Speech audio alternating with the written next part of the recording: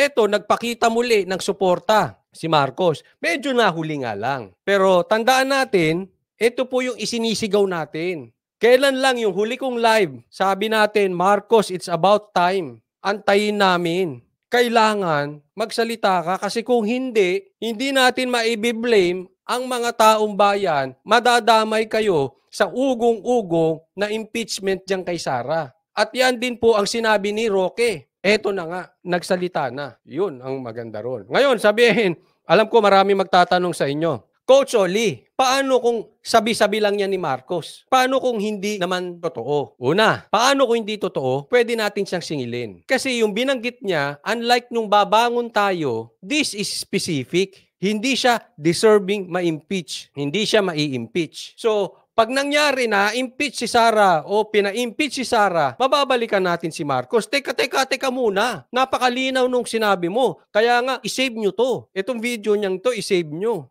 Oh, 'di ba?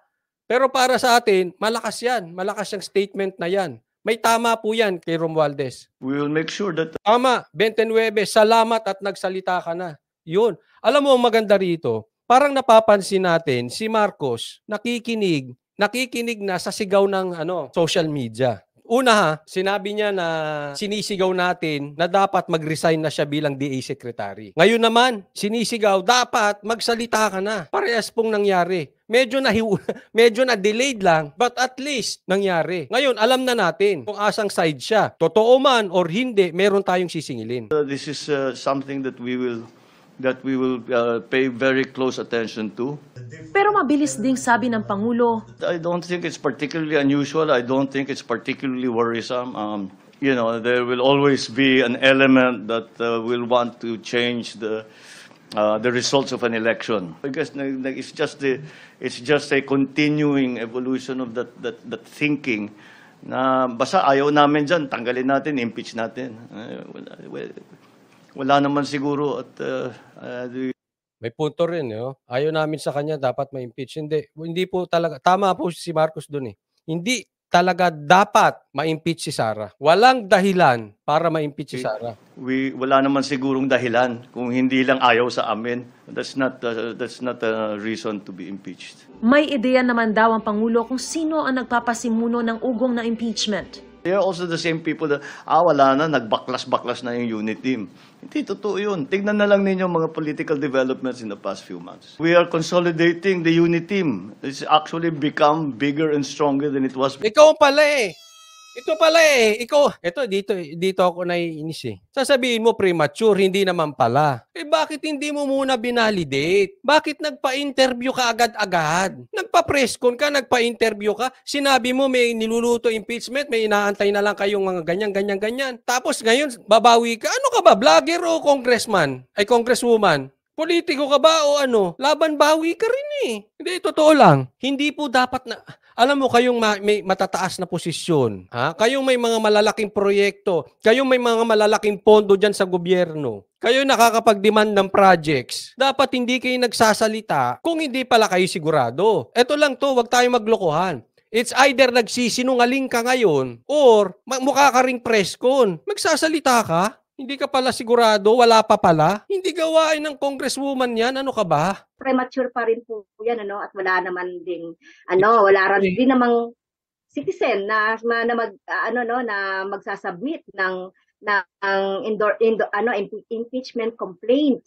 Okay? At wala din naman siguro, mga lang yan, mga tanungan lang yan kung meron na ba. So yung mga ganong mga tanungan lang pala. Nag-announce ka sa media.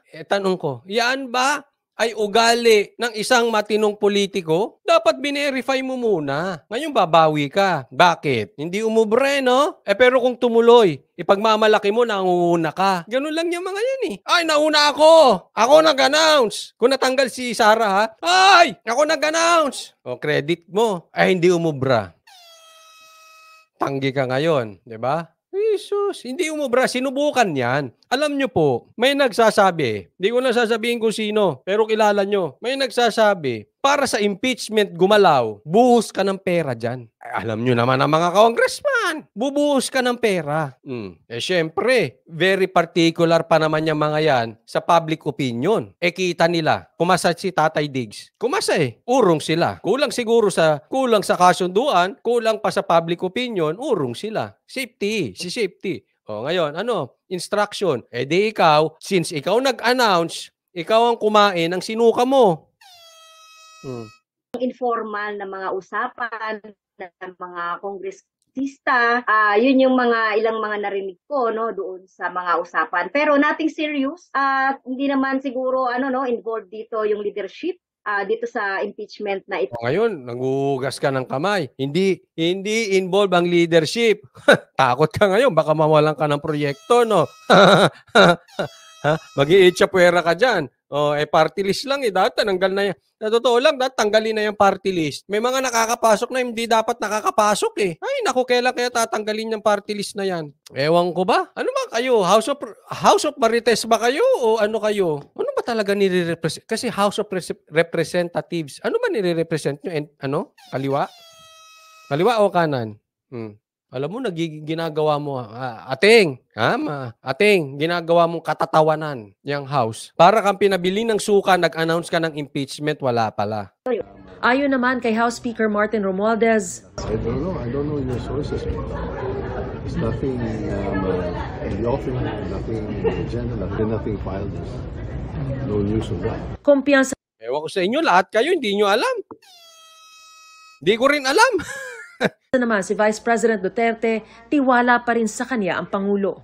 I believe I still have the trust of President Marcos Jr. Ayan, ito mabibaget dito sinabi ni Sara. So, hindi natin alam kung gaano kalalim itong binanggit ni Sara na to. I believe na may tiwala pa si Marcos sa kanya. Pero it's obviously binubuo nila. And that's a good step. That's a good step na binubuo nila yung unity team. Tigilan muna yung bangayan, pamumulitika, malayo pa 2028, magkasundo-sundo kayo, pababain ang presyo, yan ang maganda. Why? Because before he left, I asked him about the impeachment and he told me the truth that he knows about that impeachment. Kumusta Malaking bagay yun. Galing kay Sara, sinabi niya, bago siya umalis, tinanong niya about the impeachment. Personally, tinanong niya si Marcos. At sinagot ni Marcos si Sara, alam niya. So, may admission. Alam niya about the impeachment at ang maganda niya, nagsalita si Marcos. Okay? So, palagay ko maraming hindi matutuwang mga dilawan. Kasi itong mga makakaliwa at saka mga kadilawan, pumapasok Pansinin niyo naman, pumapasok sila. At nakikisawsaw sila. At gusto talaga nilang idiin ni Marcos si Sara para tuluyang magwatak. But sa aking opinion, yung sinabi ni Sarang yun is a good side dahil inano rin siya ni Presidente and at the same time, nilinyahan niya na, maniwala man kayo sa akin or hindi, medyo nilaglag niya ron yung pinsan niya. Sasabihin, Coach Oli, totoo kaya yun? Ganyan. Well, hindi natin alam. Kaya nga, abangan natin kung talagang anong mangyayari sa mga susunod. Paano kung hindi talaga na-impeach si Sara? It means, pina-stop ni Marcos.